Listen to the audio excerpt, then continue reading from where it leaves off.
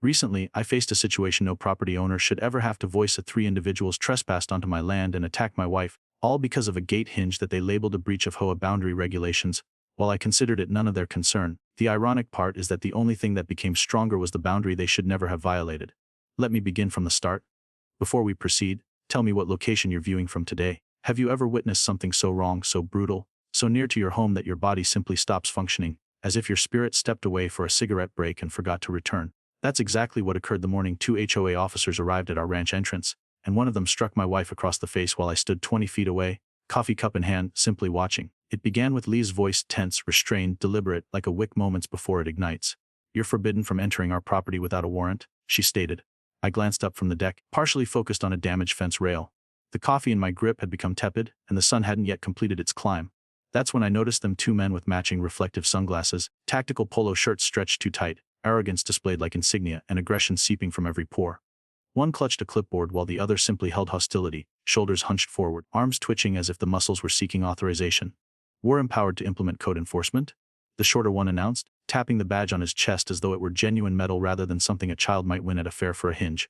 Leah snapped back, "You're intimidating us over a fence hinge."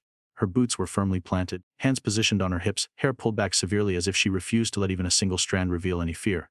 The taller one advanced, boot grinding against gravel, a casual flick of his wrist, hands positioned low with palms visible but prepared. "Final warning, ma'am," he said. Lee's voice remained steady, didn't waver. "Not resisting," she replied, "just expressing disagreement." Then he struck no additional words, no signal, just a sudden brutal swing. His fist connected with her cheek so forcefully I heard it above the wind. Leah's body spun in midair before she struck the gravel as if someone had yanked her skeleton out first. By the time I released the mug and rushed forward, it was finished. Blood stained her lip, one eye wide and blinking as though it couldn't achieve focus. Gravel clung to her skin, her palm scraped raw from instinctively attempting to break her fall. She wasn't weeping, and that made it more devastating. She became physical, the tall one stated with a flat voice. I responded with suitable force. "Suitable," I repeated quieter than intended. The sound emerged from somewhere profound, too profound. My fists tightened, my knees bent, but I remained motionless, couldn't move. Something in my chest locked up, breathing became difficult, pulse thundering in my ears. My body wanted to charge forward, but my mind traveled elsewhere. 8 years old, kitchen linoleum cold beneath my bare feet, the scent of burned garlic lingering in the air, a pan on the stove with something bubbling too long. My mother's back turned, trying to repair it before he noticed. The tension struck first, the quiet drop in his voice, the sudden heaviness in the room as if the air itself turned against her. A spoon clattered to the floor. She reached for it too slowly. He didn't raise his hand initially, but the look he gave her, I still remember how it made me cringe. I stepped forward once and said, "Stop." He turned. The silence that followed communicated more than anything he could have done. He looked at me as if I'd shattered something sacred and said, calm as a prayer, "See what you made him do." I didn't speak afterward, didn't move the next time the room went still, didn't know what to do with my hands even when they were clenched into fists. And now I was stronger, trained, armed and still paralyzed. Lee sat up slowly. "You witnessed that?" she asked, her voice cracking in a way that made my teeth hurt. I nodded, couldn't speak. "So why the hell didn't you prevent it?" Her words cut more sharply than the blow. I had no response because the truth was worse than silence. Then from across the road, "Now hold on," I said. "Y'all needed to improve your bylaws, not strike people. Walter, my neighbor, my chaos imp, my accidental moral compass, doomsday prepper, beekeeper, amateur drone pilot, and proud owner of a bunker he calls the hobby shack, stood on his porch shirtless, binoculars in one hand, cereal bowl cradled under the other arm like a newborn marsupial. "Lay, you okay?" She gave the smallest nod.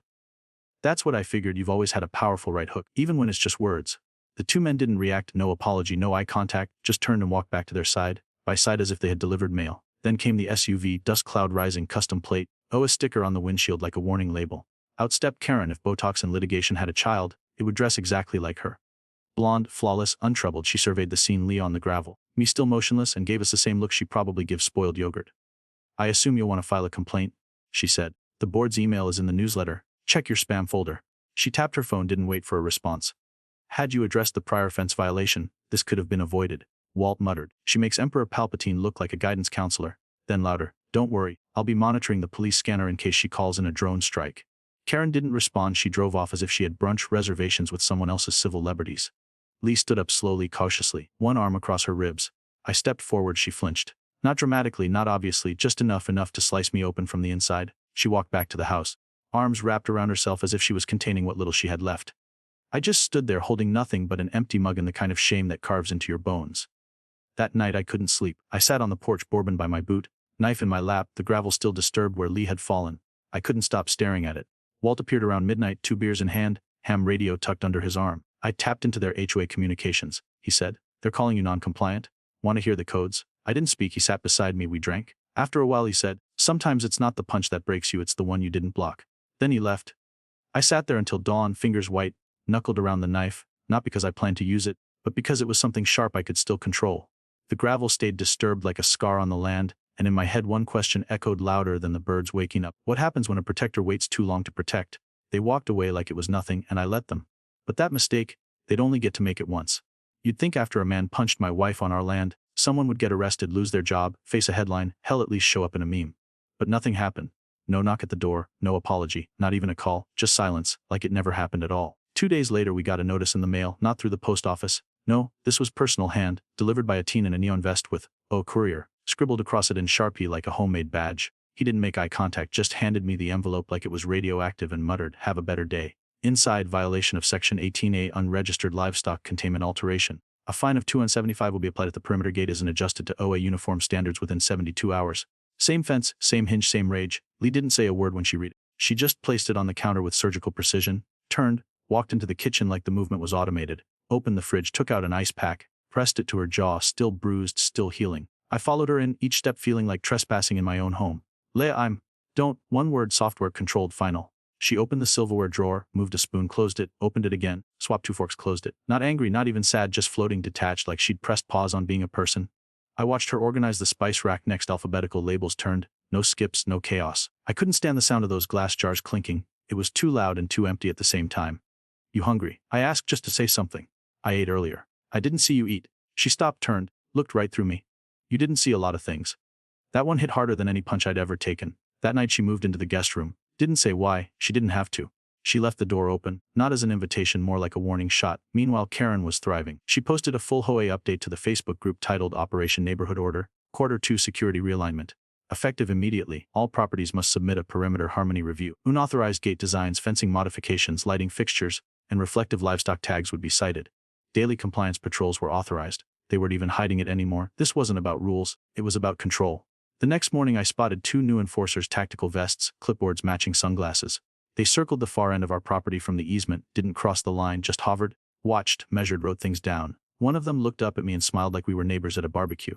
Just checking setback buffer compliance, he said. You're real close to the limit. So are you, I said. He chuckled, wrote something down. Walt called them the Gestapo goons. They cited me for aesthetic obstruction via bunker porthole symmetry, he said, waving the ticket like a prize. I told them the only thing obstructing aesthetics around here is Karen's soul. He dropped into a lawn chair beside me. Reflective glass may cause community glare disruption, he read aloud. I guess that means I'm shining too bright. I cracked a smile, barely. Later that night I sat in the barn with a flashlight and a stack of every HO notice we'd ever gotten. Read them one by one, looking for something, a pattern, a loophole, a weakness. But every paragraph felt like a booby trap dressed as bureaucracy. No matter how carefully I read, I could hear Leah's silence louder than any fine. She passed the window once, didn't slow down, didn't look in, just walked, arms crossed tight like she was the only thing holding herself together. I went inside, found her sitting on the couch, braiding her hair with the kind of focus most people save for bomb disarming. I need to fix this, I said. She didn't look up, didn't stop braiding. No, she said finally, you need to decide who you are, because right now I don't think you know. Then she picked up the remote and turned the volume up 1 notch, not 2, just enough to say conversation over. I stood there staring at the back of her head, wondering how far I'd already lost her. The next morning Walt pulled up in his camo golf cart like he was prepping for the apocalypse but forgot it was Tuesday. A drone buzzed behind him like an angry hummingbird on Red Bull. He held a jug of something cloudy under his arm. I call it kombusta, half kombucha, half fuel. Cleans the engine in it. You're joking.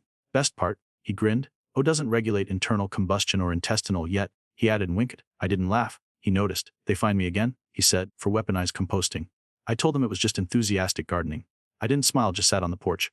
Eventually I asked, you ever freeze? He looked over, serious now, that rare look like deer in headlights, numb, like someone gets hurt and you just stand there, not because you don't care but because you just can't.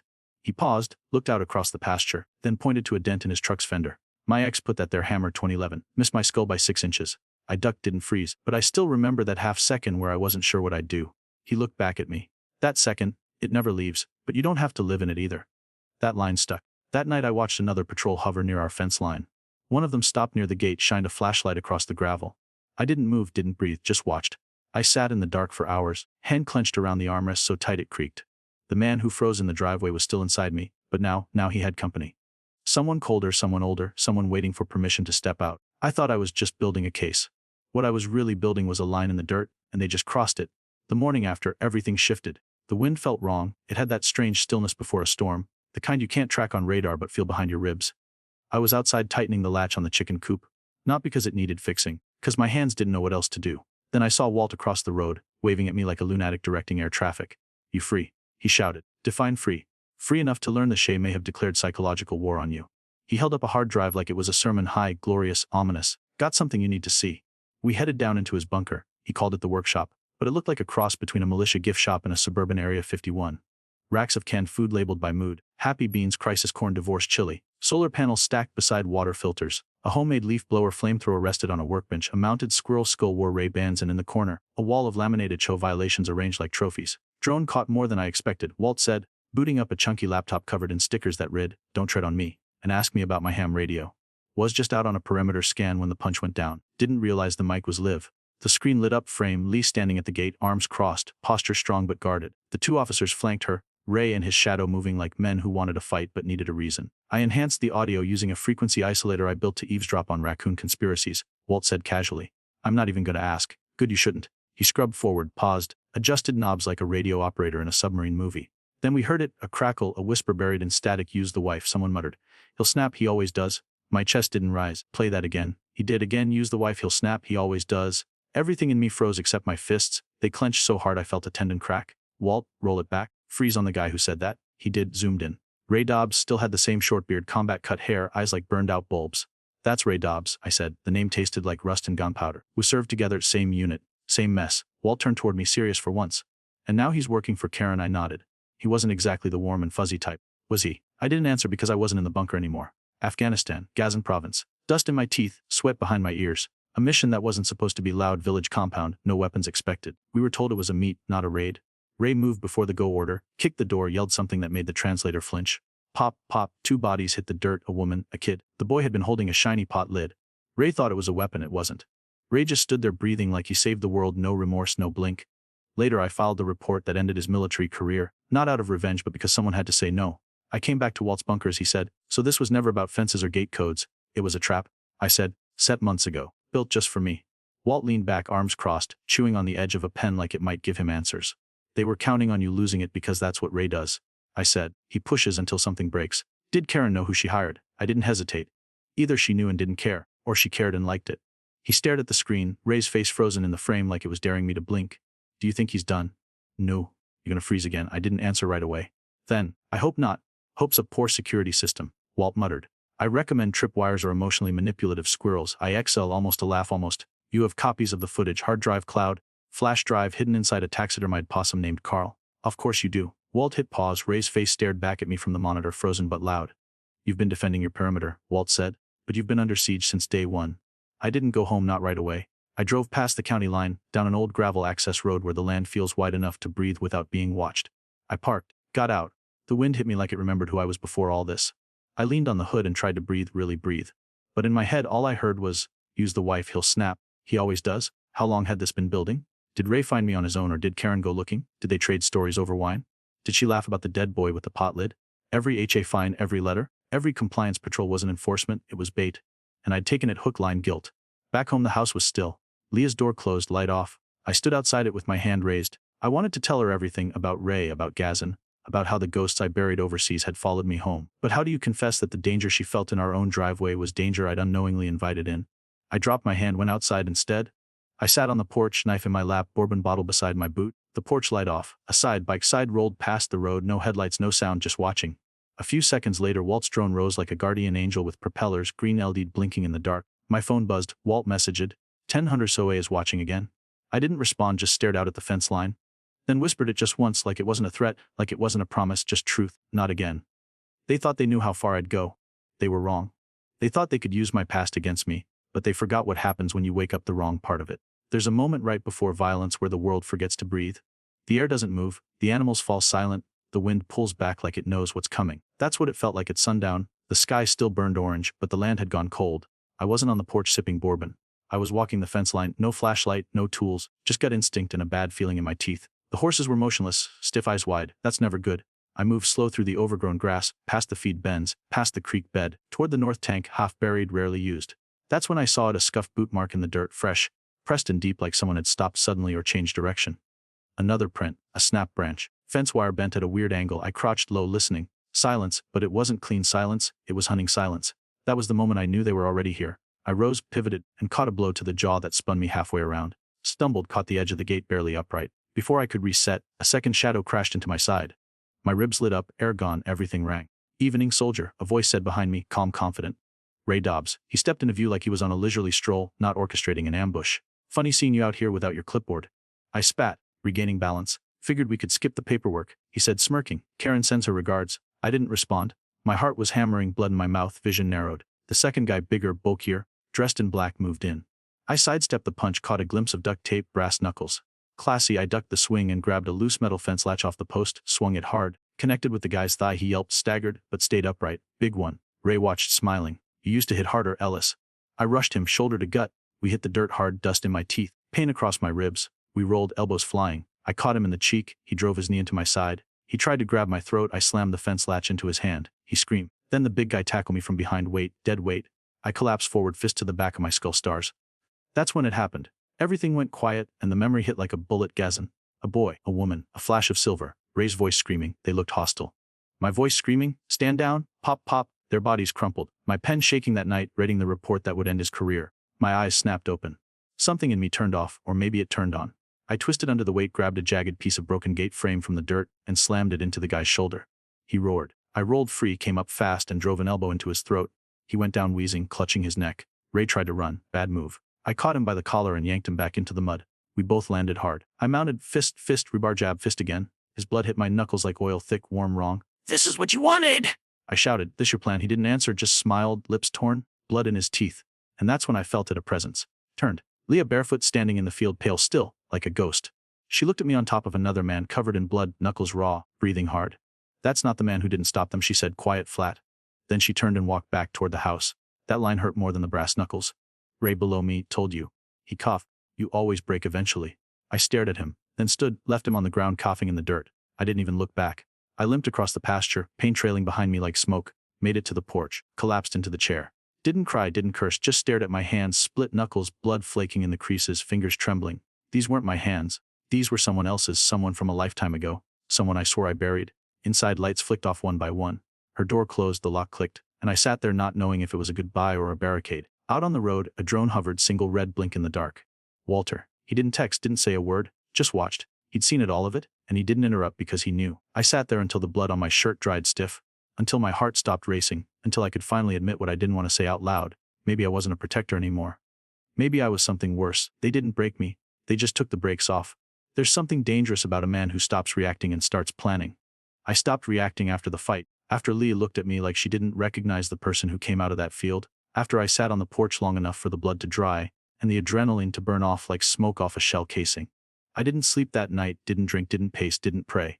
I just sat in the dark listening to the wind shifting through the trees, to the gravel popping under phantom footsteps, to the distant hum of paranoia finally becoming focus. By sunrise I wasn't tired, I was clear. Not angry, not panicked, cold, clean, surgical. I started with the perimeter, dug out the old ranch schematics, spread them across the barn table, soil conditions, elevation lines, drainage points, fencing integrity, blind corners, access, choke points. I'd sketched them years ago, back when this land was for peace, back when the worst I had to worry about was a busted water line or a coyote sniffing the goats. Now it was a battlefield. I walked the entire fence line with fresh wire steel core trip, rigged silent. Every 20 feet, a bell trigger or bottle cap chime, just enough to announce motion without screaming about it. Every 50, one of Walt's Franken cams made from drone parts, broken iPhones, and righteous paranoia. Each angle covered a new vulnerability. Each step made the land feel less like home and more like me. Walt showed up before noon, box of sensors under one arm, thermos in the other. The thermos smelled like molasses. "Spite, this looks fun," he said, eyeing the grid of wire. "You hunting body armor or mutant raccoons?" "Not hunting anything," I said. "Just making sure I know before they know I know." He stopped, nodded. "No jokes this time." "Atta boy." We walked the north ridge together, laid 2 more cams, buried 1 shock sensor inside an old hose nozzle. Walt handed me a custom monitor, field rigged, heat calibrated. "Gets more accurate the more paranoid you are," he said. "So basically you're at spirit animal." I didn't smile, but I grunted that was enough. Around 300 p.m., a black side, bite side rolled past the main gate. Karen's boys, Ray in the passenger seat, sunglasses on, bruises still visible beneath the mask. They didn't stop, just coasted slow like they were browsing or measuring. I stepped into the drive, didn't wave, didn't speak, just watched. Ray looked up once, smiled, the same smile from Gazin, the same one from the punch, the smile that says, "I know your breaking point better than you do." They kept rolling. Lee watched too from the porch, blank expression, arms crossed, not afraid. worse neutral, like she was calculating whether I was still preparing to protect us or if I was just preparing to be alone. That night I started stocking the barn, water, fuel, radios, dried food, multi-day redundancies packed tight into labeled bins. Not panic, not chaos, strategic redundancy, fallback zone. If the house was compromised, I had a plan B, then C, then D. Walt helped reinforce the door with a steel bar that used to be part of his generator frame. We drilled a laser motion sensor into the upper frame, installed a pressure plate beneath the gravel just outside the east wall. You're either building a bunker, he said, tightening the last bolt, or prepping for the most aggressive HOA visit in history. I'm done prepping, I said. No, I'm calibrating. He didn't smile. Just promise me one thing. I looked up. That you're still protecting someone, and not just rebuilding the man you never wanted to be again. I didn't answer, didn't need to.